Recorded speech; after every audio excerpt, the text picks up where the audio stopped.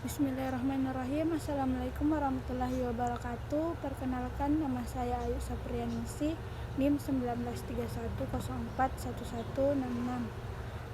Prodi Pendidikan Jasmani Kesehatan dan Rekreasi angkatan 19. Di sini saya akan menjelaskan sedikit materi tentang populasi dan sampel. Bagian A, pengertian populasi.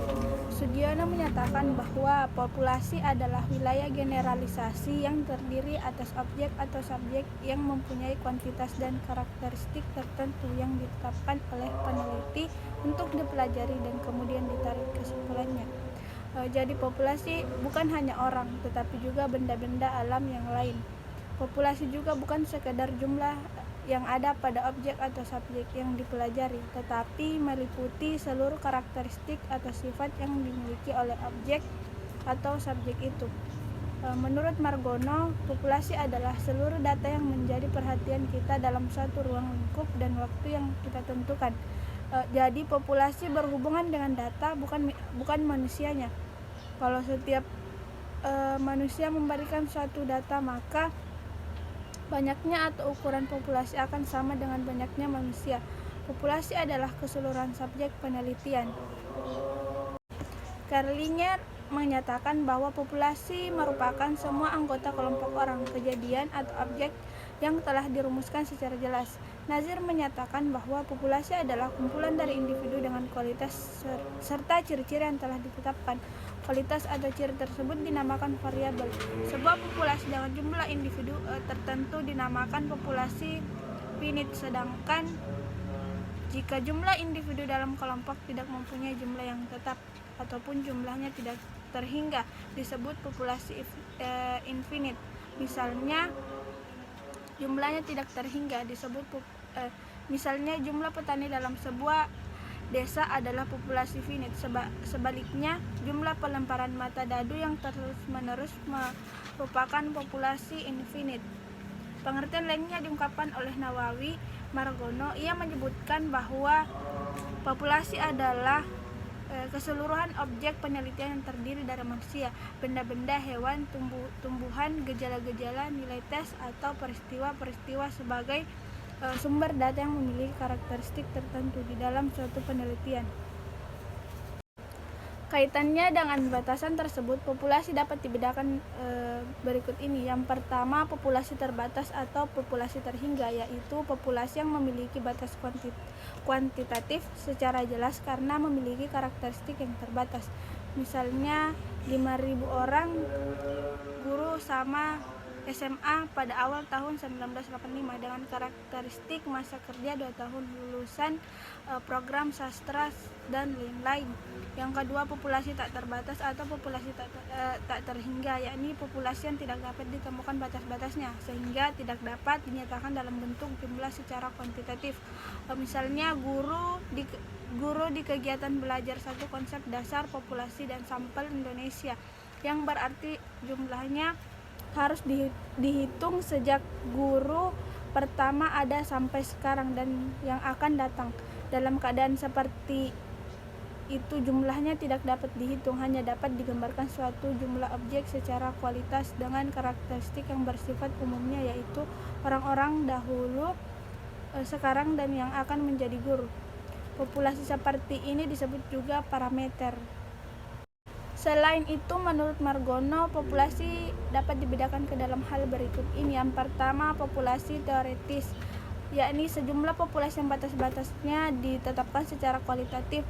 Kemudian, agar hasil penelitian berlaku juga bagi populasi yang lebih luas, maka ditetapkan terdiri dari guru berumus 25 tahun sampai dengan 40 tahun, program S1, jalur skripsi, dan lain-lain. Kedua, populasi tersedia, yakni sejumlah populasi secara kuantitatif dapat dinyatakan dengan tegas. Misalnya, guru sebanyak 250 di Kota Bandung terdiri dari guru yang memiliki karakteristik yang telah ditetapkan dalam populasi teoretis. Margono pun menyatakan bahwa persoalan populasi penelitian harus dibedakan ke dalam sifat sebagai berikut. Yang pertama, populasi yang bersifat homogen, yakni populasi yang unsur-unsurnya memiliki sifat yang sama, sehingga tidak perlu dipersoalkan sejumlahnya secara kuantitatif. Misalnya, seorang dokter yang akan melihat golongan darah seseorang, maka ia cukup mengambil setetes darah saja. Dokter itu tidak perlu satu botol, sebab setetes dan sebotol darah hasilnya akan sama saja. Kedua, populasi yang bersifat heterogen, yakni populasi yang unsur-unsurnya memiliki sifat atau keadaan yang bervariasi, sehingga perlu ditetapkan batas-batasannya, baik secara kualitatif maupun secara kuantitatif. Bagian B, pengertian sampel. Sampel adalah sebagian atau wakil populasi yang diteliti. Pendapat yang senada pun dikemukakan oleh Sugiono. Ia menyatakan bahwa sampel adalah sebagian dari jumlah dan karakteristik yang dimiliki oleh populasi. Bila populasi besar dan peneliti tidak mungkin mempelajari semua yang ada pada populasi, misalnya karena keterbatasan dana, tenaga, dan waktu, maka peneliti dan menggunakan sampel yang diambil dari populasi itu. Apa yang dipelajari dari sampel itu, kesimpulannya akan diberlakukan untuk populasi. Untuk itu, sampel diambil dari populasi harus betul-betul representatif. Margono menyatakan bahwa sampel adalah sebagian dari populasi, sebagian contoh yang diambil dengan menggunakan cara-cara tertentu. Hadi menyatakan bahwa sampel dalam suatu penelitian timbul disebabkan hal berikut. Pertama, peneliti bermaksud mereduksi objek penelitian sebagai akibat dari besarnya jumlah populasi sehingga harus meneliti sebagian saja. Dua, peneliti bermaksud mengadakan generalisasi dari hasil-hasil kepenelitiannya dalam arti mengenakan kesimpulan-kesimpulan kepada objek, gejala, atau kejadian yang lebih luas. Penggunaan sampel dalam kegiatan penelitian dilakukan dengan berbagai alasan. Nawawi mengungkapkan beberapa alasan tersebut, yaitu yang pertama, ukuran populasi dalam hal populasi tak terbatas berupa parameternya yang jumlahnya tidak diketahui dengan pasti, pada dasarnya bersifat konseptual. Karena itu sama sekali tidak mungkin mengumpulkan data dari populasi seperti itu. Demikian juga dalam populasi terbatas yang jumlahnya sangat besar, tidak praktis untuk mengumpulkan data dari populasi 50 juta murid sekolah dasar yang terbesar di seluruh pelosok Indonesia misalnya. Kedua, masalah biaya besar kecilnya. Biaya tergantung juga dari banyak sedikitnya objek yang diselidiki. Semakin besar jumlah objek, maka semakin besar biaya yang diperlukan, lebih-lebih bila objek itu tersebar di wilayah yang cukup luas. Oleh karena itu, sampling ialah satu cara untuk mengurangi biaya. Ketiga, masalah waktu. Penelitian sampel selalu memerlukan waktu yang lebih sedikit daripada penelitian populasi. Sehubungan dengan hal itu, apabila waktu tersedia terbatas dan kesimpulannya diinginkan dengan segera, maka penelitian sampel dalam hal ini lebih tepat. 4. Percobaan yang sifatnya merusak. Banyak penelitian yang tidak dapat dilakukan pada seluruh populasi karena dapat merusak atau merugikan. Misalnya, tidak mungkin mengeluarkan semua darah dari tubuh seseorang pasien yang akan dianalisis keadaan darahnya.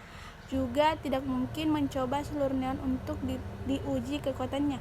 Karena itu penelitian harus dilakukan hanya pada sampel. 5.